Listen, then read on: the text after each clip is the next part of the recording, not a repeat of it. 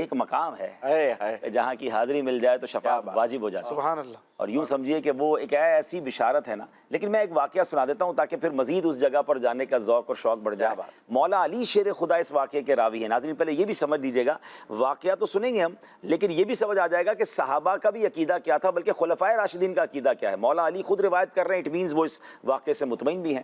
مولا علی شیر خدا سے مروی ہے کہ نبی پاک علیہ الصلوۃ والسلام کے دنیا سے پردہ فرمائے ہوئے بھی 3 ہی دن ہوئے تھے, اور 3 دن بعد ایک اعرابی آیا اور اس نے آ کر نبی پاک کی قبر پر اپنے آپ کو گرا دیا اور پھر روضہ رسول کی خاک سر پر ڈالنے لگا اور عرض کرتا ہے, یا رسول اللہ السلام علیکہ صلی اللہ علیکہ, اے اللہ عز و جل کے رسول آپ پر سلامتی ہو, اللہ عز و جل آپ پر رحمت نازل فرمائے. جو آپ نے فرمایا ہم نے سنا, اور جو آپ علیہ الصلوۃ والسلام پر نازل ہوا اس میں یہ آیت مبارکہ ہے, وَلَوْ أَنَّهُمْ إِذْ ظَلَمُوا أَنفُسَهُمْ جَاءُوكَ فَاسْتَغْفَرُوا اللَّهَ وَاسْتَغْفَرَ لَهُمُ الرَّسُولُ لَوَجَدُوا اللَّهَ تَوَّابًا رَحِيمًا. اگر جب وہ اپنی جانوں پر ظلم کریں, ناظرین اس کا پہلے اس آیت کا معنی سن لیجئے گا, اور اگر جب وہ اپنی جانوں پر ظلم کریں تو اے محبوب تمہارے حضور حاضر ہوں, پھر اللہ سے معافی چاہیں اور رسول ان کی شفاعت فرمائے تو ضرور اللہ کو بہت توبہ قبول کرنے والا مہربان پائیں. 3 کنڈیشن ہے ناظرین اس میں, یہ یاد رکھیے گا. اپنی جانوں پر ظلم کریں یعنی گناہ گار ہم ہیں گناہ گار, ٹھیک ہے نا, اور محبوب علیہ الصلوۃ والسلام کے حضور حاضر ہو جائیں, اور پھر اللہ سے معافی چاہیں اور اللہ کی بارگاہ میں نبی پاک ان کی شفاعت کر دیں تو پھر اللہ کو بہت توبہ قبول کرنے والا مہربان پائیں گے. اس اعرابی نے, اس گاؤں سے آنے والے نے نبی پاک کے 3 دن دنیا سے پردہ فرمانے کے بعد قبر انور پر جا کر یہ عرض کیا, اللہ اکبر. پھر کہتا ہے, حضور میں نے اپنے آپ پر ظلم کیا ہے, آپ کی بارگاہ میں حاضر بھی ہو گیا ہوں, آپ مجھے رب تعالیٰ سے بخشوائیں.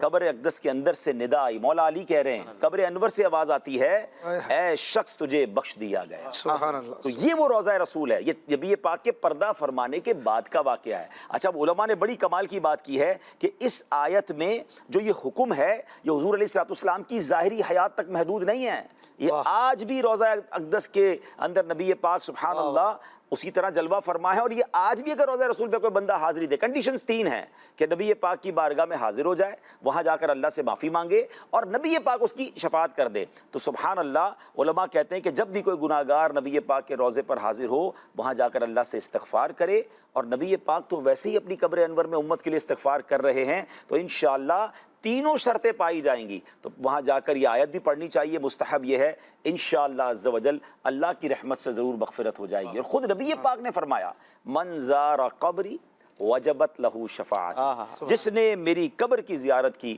اس کے لیے میری شفاعت واجب ہو گئی. ایک اور بڑی پیاری حدیث ہے, مدینے جانے کا ایسا شوق بڑھاتی ہے نا.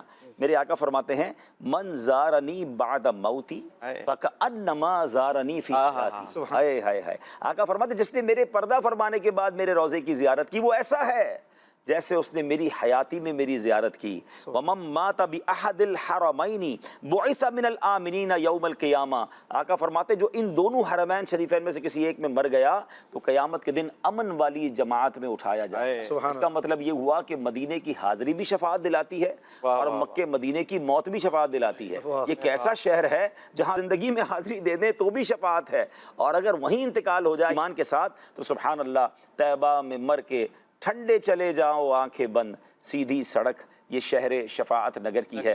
تو آج کے دور میں تو ہم گناہ گاروں کے گناہ ہی اتنے ہیں, تو بس تڑپ بڑھتی رہنی چاہیے اور یہی عرض کرتے رہنا چاہیے کہ یا اللہ میری شفاعت کا انتظام ہو جائے گا, میرے لیے آسانی ہو جائے گی, تو یا اللہ مجھے نبی پاک کے روضے کی حاضری عطا فرما. اور جب وہاں جائیں تو قبلہ شیخ طریقت امیر اہل سنت نے حاضری رسول کے بہت سارے انداز میں ایک بڑا پیارا انداز بھی عطا فرمایا کہ بارگاہ رسالت میں جا کر یہ سوال کی تکرار کرے اور یہ سوچ کر سوال کرے کہ نہیں سنتا ہی نہیں مانگنے والا تیرا. یہاں تو دشمن آتا تھا تو نبی پاک چادر بچھا دیتے تھے. یہ وہ جگہ ہے جہاں گالیاں دینے والوں کو بھی دعائیں ملی ہیں, یہاں خون کے پیاسوں کو قبائیں ملی ہیں, یہاں سوسائڈ اٹیک کرنے والوں کو بھی معافی ملی ہے. تو میں تو امتی ہوں اور بڑی دور سے آیا ہوں, محبت کے ساتھ آیا ہوں, بھکاری بن کر آیا ہوں, تو تکرار یہ کرنی ہے, اسألک الشفاعت یا رسول اللہ, یا رسول اللہ آپ سے آپ کی شفاعت کا سوال ہے, اسألک الشفاعت یا رسول اللہ. تو اللہ کرے یہ منظر اور یہ موقع ہم سب کو بار بار نصیب ہو کہ روضہ رسول پر جائیں, بھکاری بن کر جائیں, شفاعت کی خیرات کی تکرار کریں.